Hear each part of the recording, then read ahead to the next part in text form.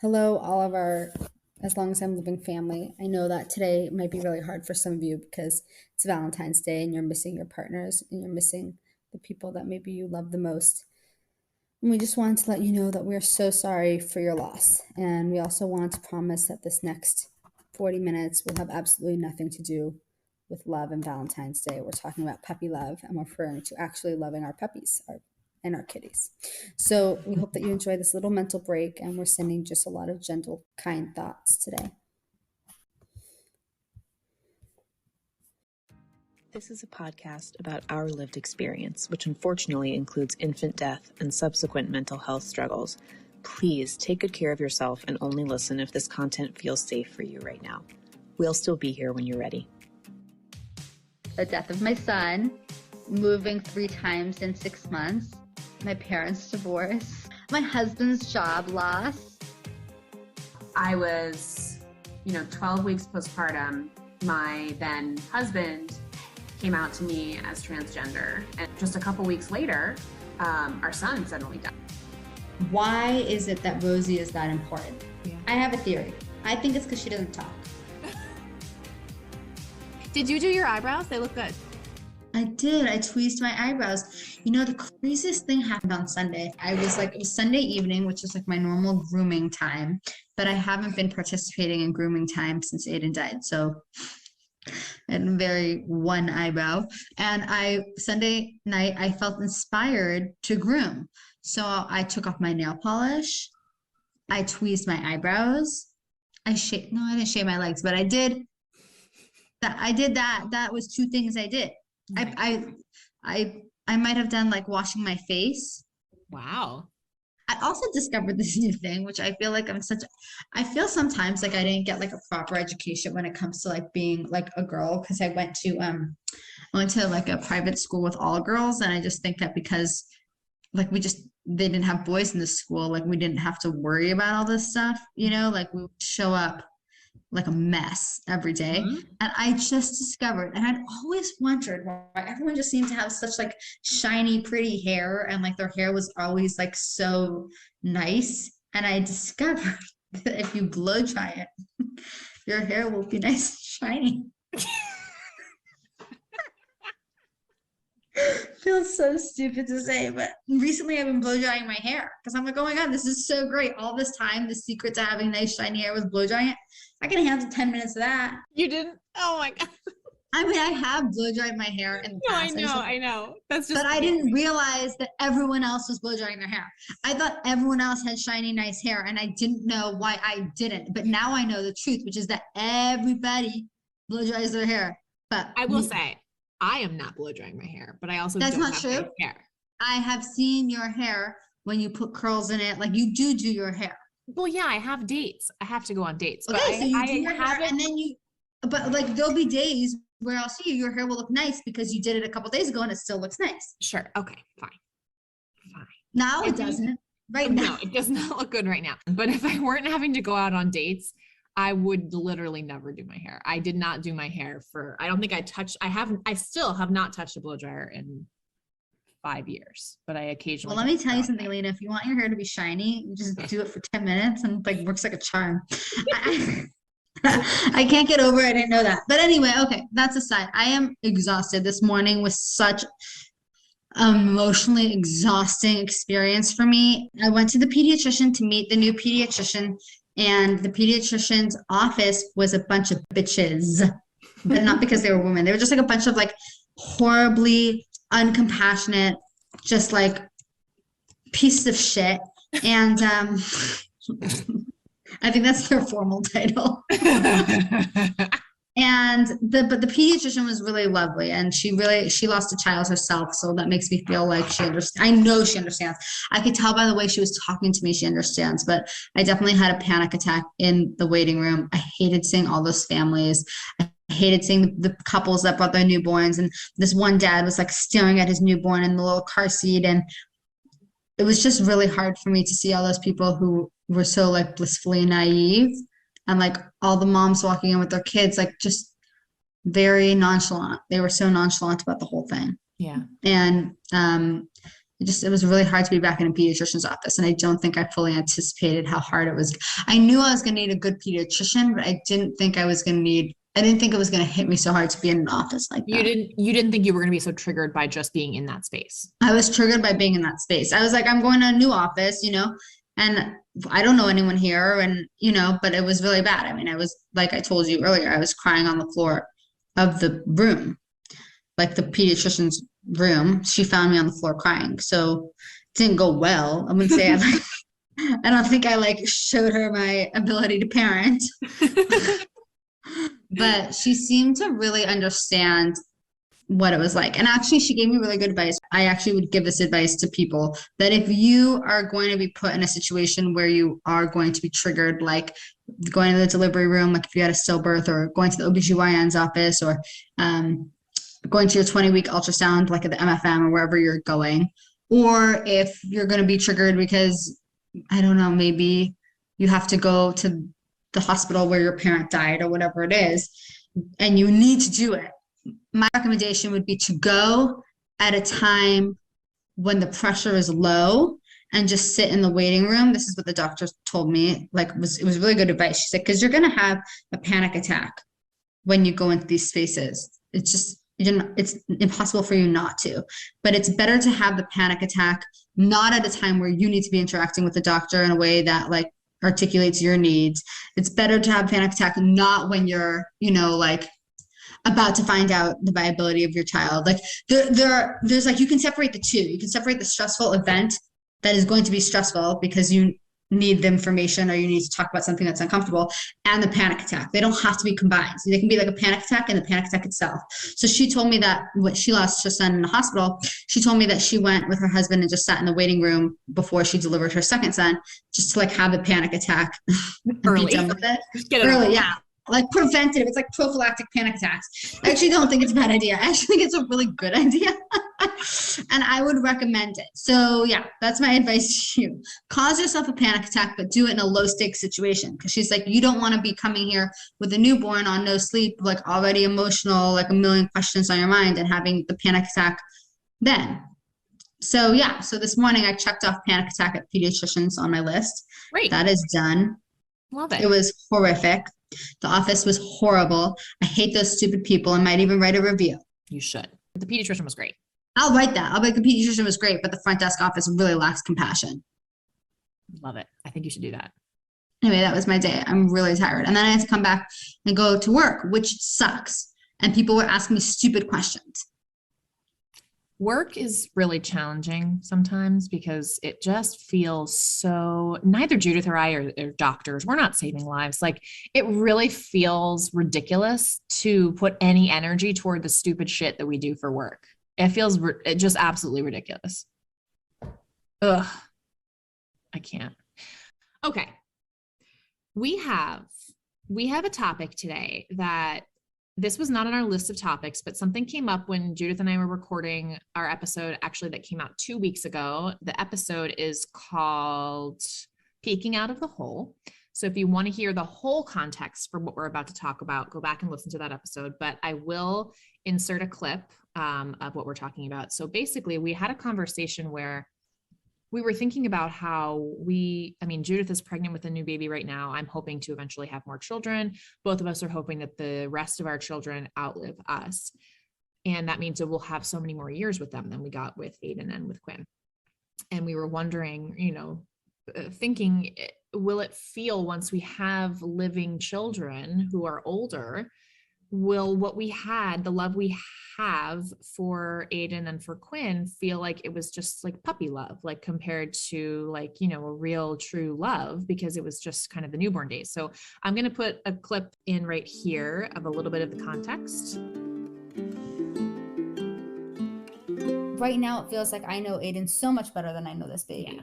And it's hard to feel like at some point my knowledge of him, my knowledge of her, I'm going to feel so much closer to her. I'm going to be able to be so much more involved parent. I'm going to be able to just love on her in a more practical way. I'm going to be able to have such a stronger relationship with her. And it's hard to feel like right now, I feel like what I have with Aiden was so special, and I'm sure it is, but in the grand scheme of things, I think I'm gonna feel like I barely even knew him.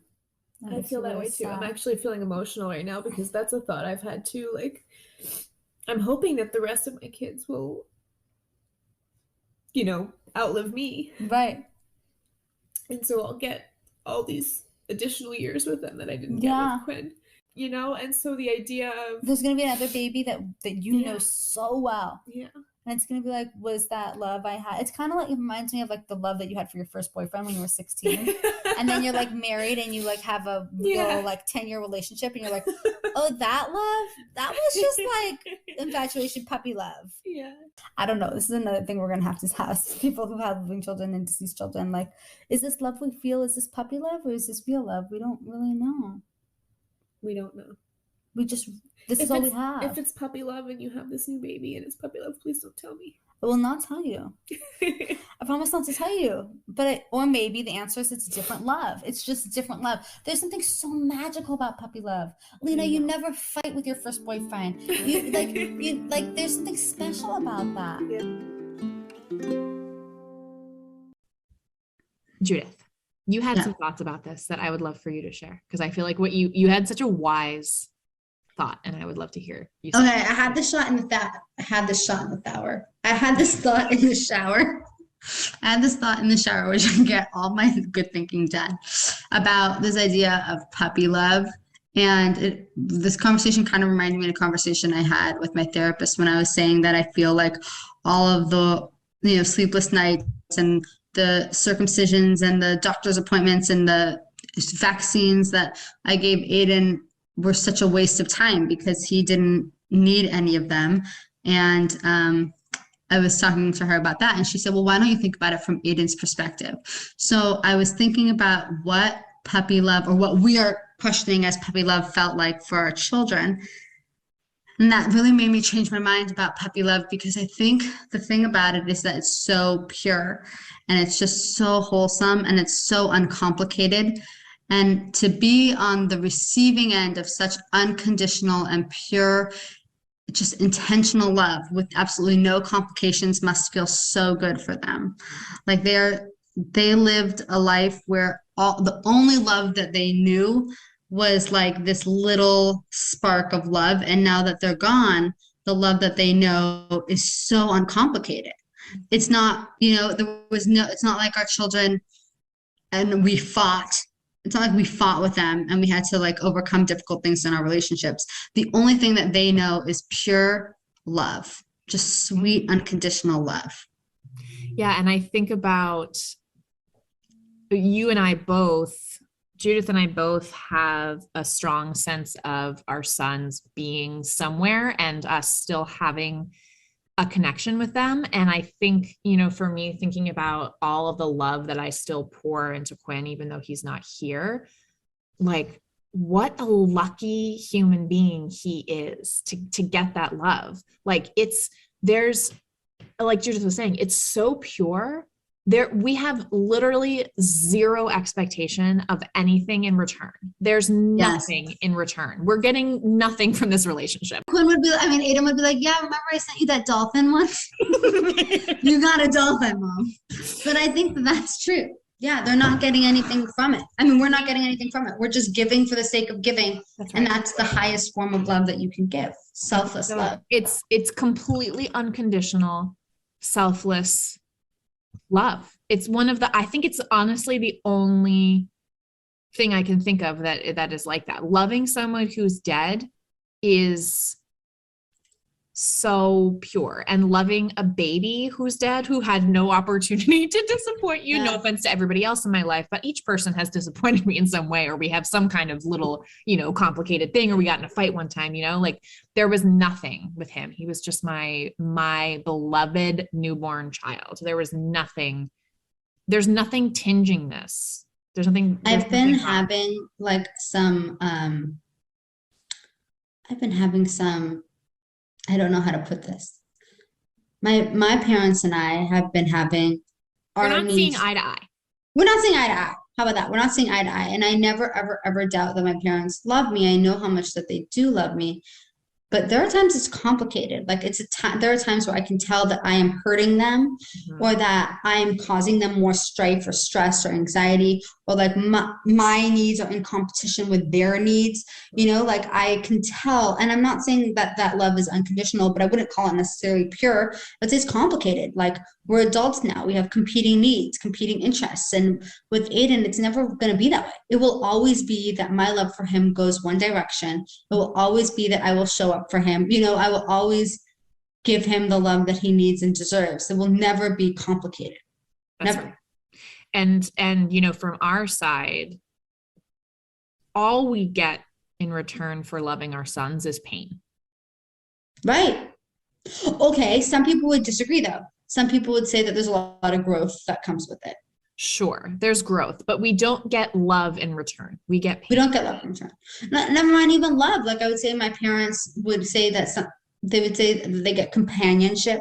Pride, companionship. They get, like I think I offer them in return, not as much as they've given me. I don't want to call it the same, but I would definitely say that I bring a lot of joy into their life. And I know that they feel fulfilled by me having children, me meeting the goals, that they invested so much into my education. And I think seeing me be successful makes them feel like they did a good job. Like they're getting a lot of satisfaction out of being my parents. I think it's perfect. I'm not, I think they are not ecstatic with me right this minute, but, but I certainly think that they get out of this relationship in a way that I will never get out of my relationship with my son. That's right. I've gotten all I can get. That's right. And I think, we're saying all this, like, yes, we get pain out of, we're continuing to love someone who's gone is very painful. But we're not getting, the things that parents normally get from their children that Judith talks about, the pride, the joy, the fulfillment, all of that. We're not getting that, but both of us wouldn't change it for anything. I mean, I would obviously change that he were alive. But I wouldn't let me ask you this, there are those who say that you're a better parent because you had and lost Quinn. So do you think we're going to be better parents? I absolutely think I will be a better parent. Okay, so some would say you're getting that. So hang on. Let me say, I think I will be a different parent to future children than I was to Quinn. I think I was the right parent for him, but I also think that I do think I will be a better parent to other children. I think I have more compassion. I think I have more empathy. I think I'm better at sitting with bad feelings. I also think I have more understanding for people when they're struggling, which is obviously a good quality to have in a parent because kids struggle. Right. So there are those who would say, wait, you're not getting nothing from your love from Quinn. You're a better parent. Would you agree? Disagree? What would you say? I think anything could make me a better or worse parent. I don't know that's, I guess, isn't that something my kids or the rest of my kids are going to get out of it? Not me. Yeah. Right. I mean, I guess so. I don't know. I don't know how I feel about that. I feel like it's a very cheap plastic consolation prize. Yeah. So here's another thing. Here's another thing too. Like, I think both of us kind of feel like because we only knew our sons as newborns and you're in that like hormonal haze where it's like, is the love, we don't know. And please listeners, like, don't tell us if this is not an answer we want to hear, but like, is the love you have for a 2-month-old baby as powerful as the love that you have for your 10-year-olds? And I think to that, I would say, like, you've all heard stories about like mothers who their child is trapped under a car and they like, get superhuman strength and like lift a car up and like grab their baby and somehow save their baby with like some miraculous strength that came out of nowhere, but love that just poured out of them through love. And I, in EMDR, which is my trauma processing, I had a session one time where I was feeling really like jittery. Like I had all of this energy. Like I was like, so like amped up. And I realized that what I was feeling, I think was the adrenaline and the energy of a mother whose baby was under a car.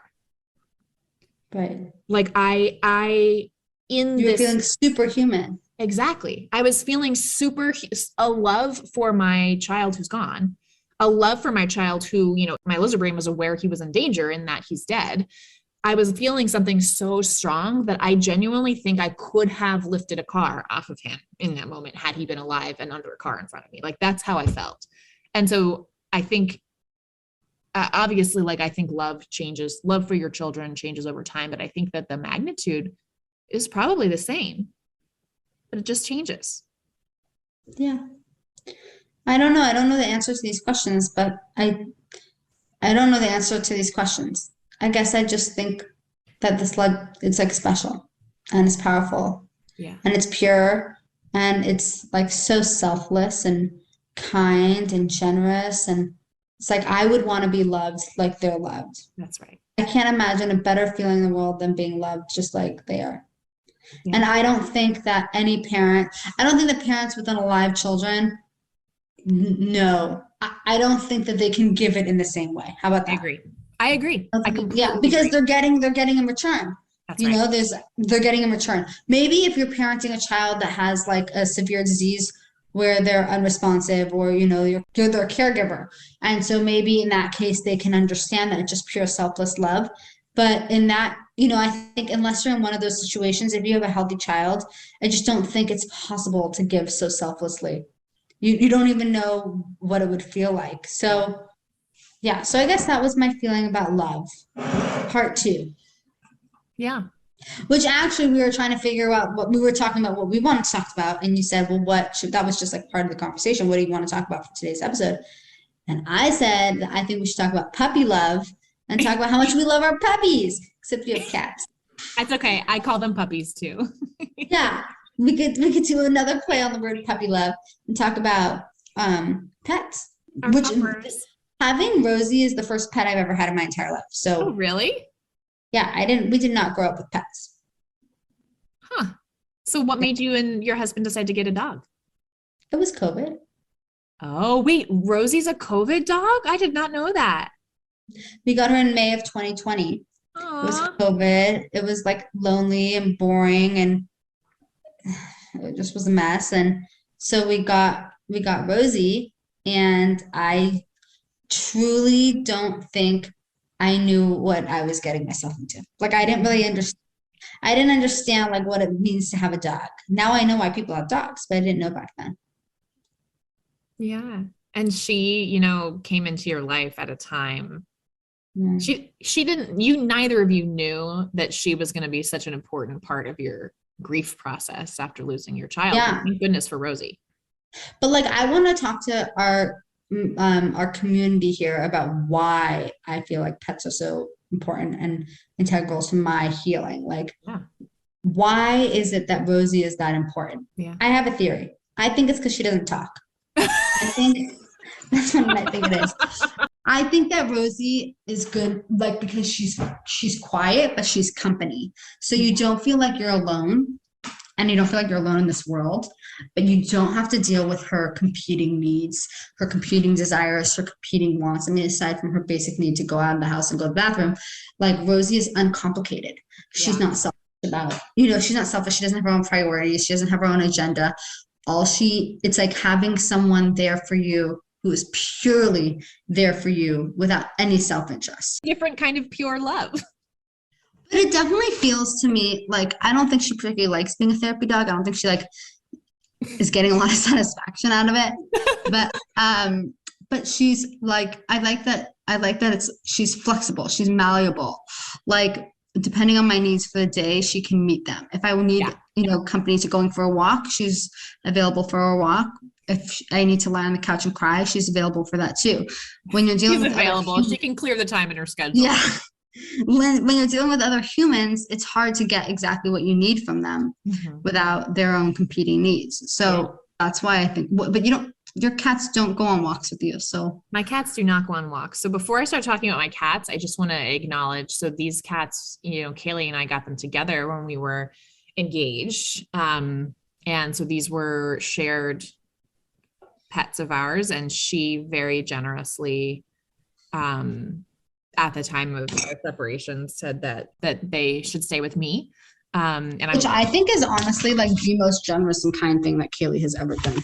It was extremely generous. And I think honestly, like, I think it's a couple things. I think she cares about me. I think she cares about them, and she knows that I'm going to give them like a really good home. I think she also, neither of us wanted to separate them. So it was kind of like one of us, because they're brothers, they're from the same litter. And so one of us was going to have to take them. And I think, I don't know, I'm just really grateful to her that I still have them. So anyway, all this to say, Kaylee, if you're listening, thank you. I've told you that before, but thank you. So for me, I have two cats. And each of them has kind of a different vibe and a different energy. My one cat, Miguel, he is like, I call him an extrovert because he literally could spend every minute of the day, like getting attention from me. And he'd be so happy. Like he wants to be asleep on my body. He wants to be like, if I'm in the bathroom, he's in the bathroom. If I'm in bed, he's in bed. Like he's like all over me. And there's something, like Judith was saying, there's something so comforting about having just a presence with you. Like you're not alone. And oh my gosh. And to the point where Miguel kneading on my legs and my belly, like to prepare a spot for himself to sit down, that sensation, like that experience of him kneading on me is actually like a tool I use in my trauma processing therapy to lower my heart rate and get myself back to baseline. Like it's so healing to me that like that is how healing it is, that my therapist like coaches me through imagining Miguel kneading on my legs or my belly. And he's just like, he's always there. And I just don't feel that lonely because he's always there. And then my other cat, the first thing that comes to mind, well, first of all, he's like bigger, he's fluffy, he's so soft.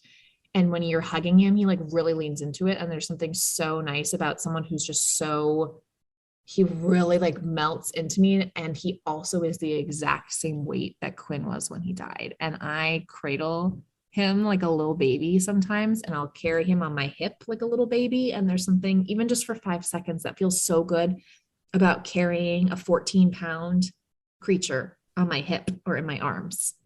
I just love it. I think it's very tactile. Like, yes, it's tactile. It feels good. You're just saying, like, you're touching them, and they're a reminder that you're here, not in the ether feel your brain is. The reminder that you're here in a way that someone with their own, like another human, you can't just like sit there and like touch their legs. You can't, you can't like, they are their own person, and they might not want that.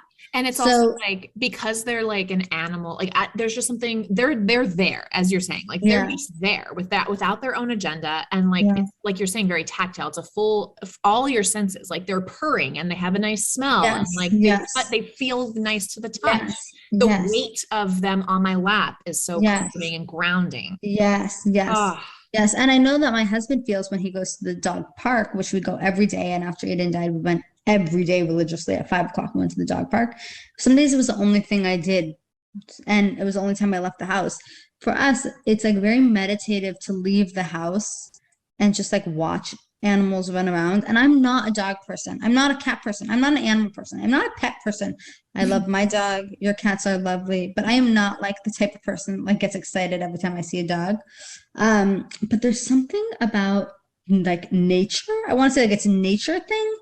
Like there's something very, obviously I could say animalistic, just primal about being with pets and like being with animals. Watching animals play is very primal.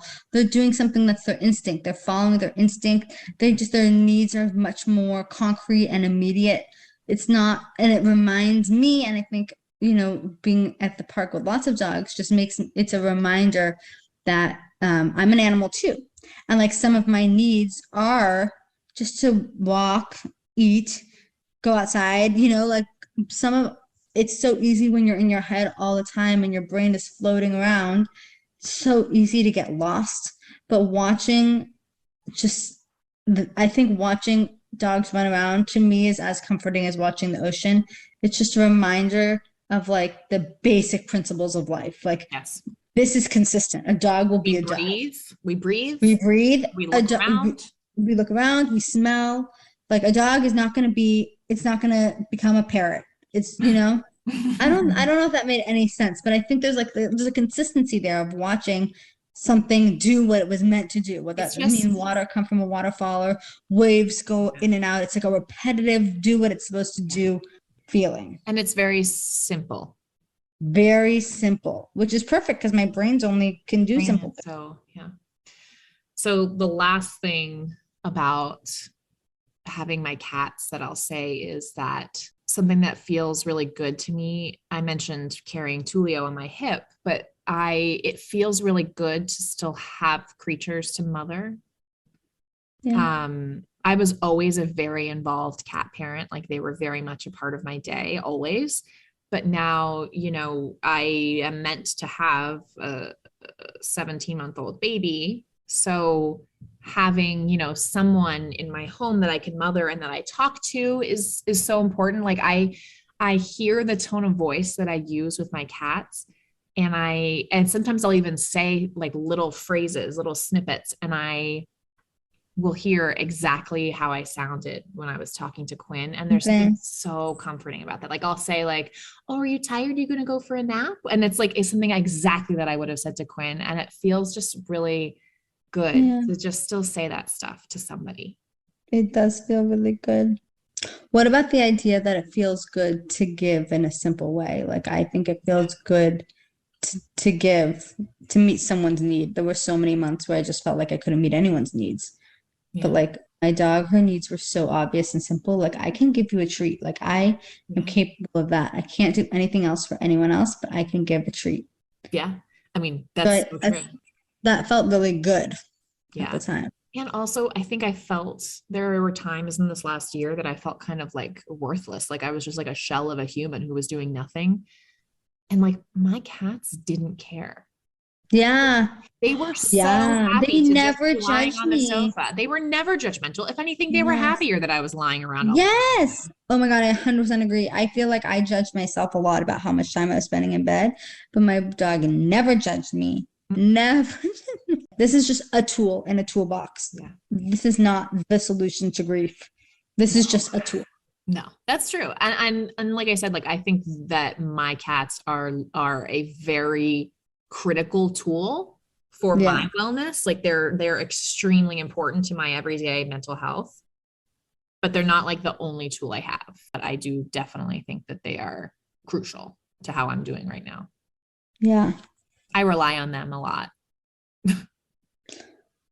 Because they're good and you need them. Yeah. I rely on my dog too a lot. Anyway, that's what I have to say about my puppy. Puppy love. Puppy love. I don't know. I wish that Rosie had fallen in love more with Aiden when he was alive. Like I think that she was like, first of all, I don't think she was like ecstatic about his crying. I don't think she loved that he was crying a lot. And I don't think she loved that she was getting less attention from us. Yeah.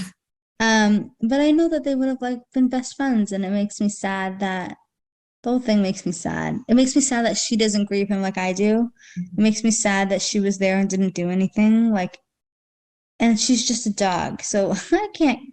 This is a grieving mother speaking, not someone being logical. But I don't know.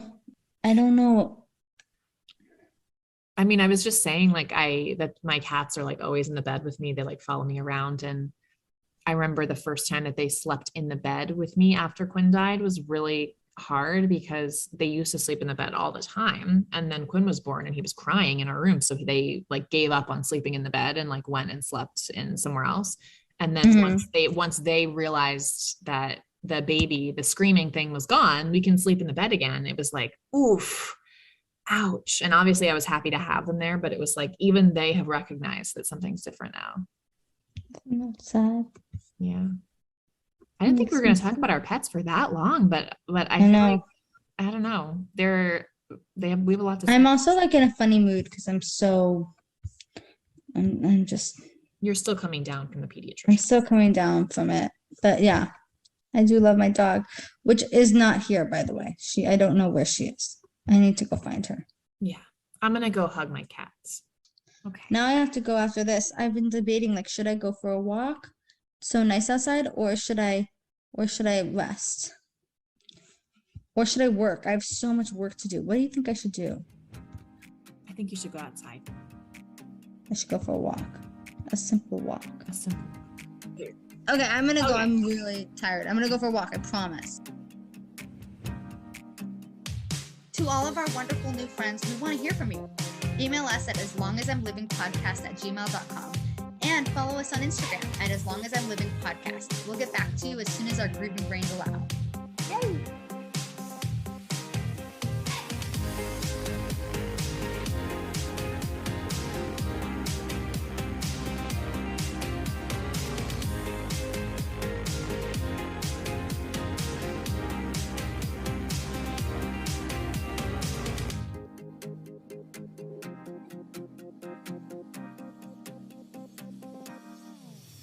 We're at the park.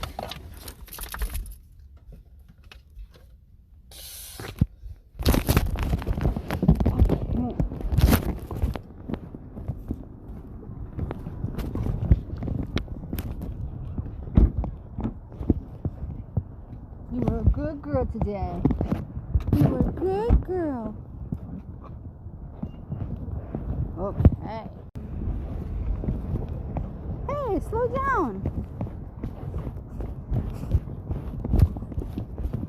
Rosie, you're going too strong for me. Wait. You're doing too strong. There you go, puppy. Come here, Rosie. Oh, look at this. It's like puppy kisses. Okay. We're here.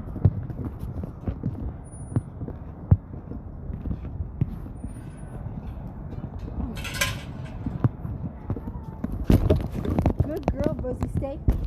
Hi, it's under Rosie. Sit.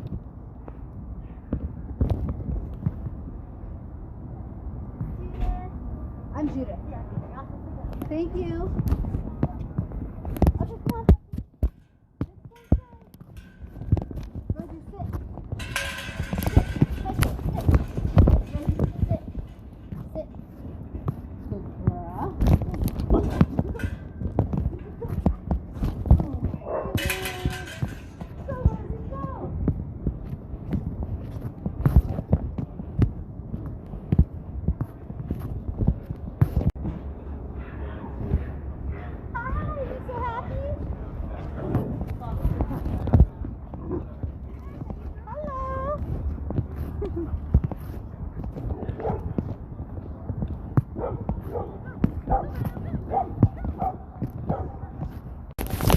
Rosie! Hey! That's too much barking. That's too excited. That's too excited, Mama. Yeah. Oh, hi. Oh. Oh. Oh.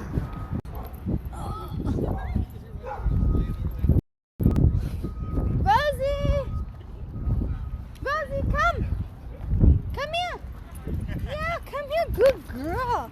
Come here, come play with these juggies. Yeah, oh yeah, okay, oh yeah, oh yeah. Oh, you're so barky today.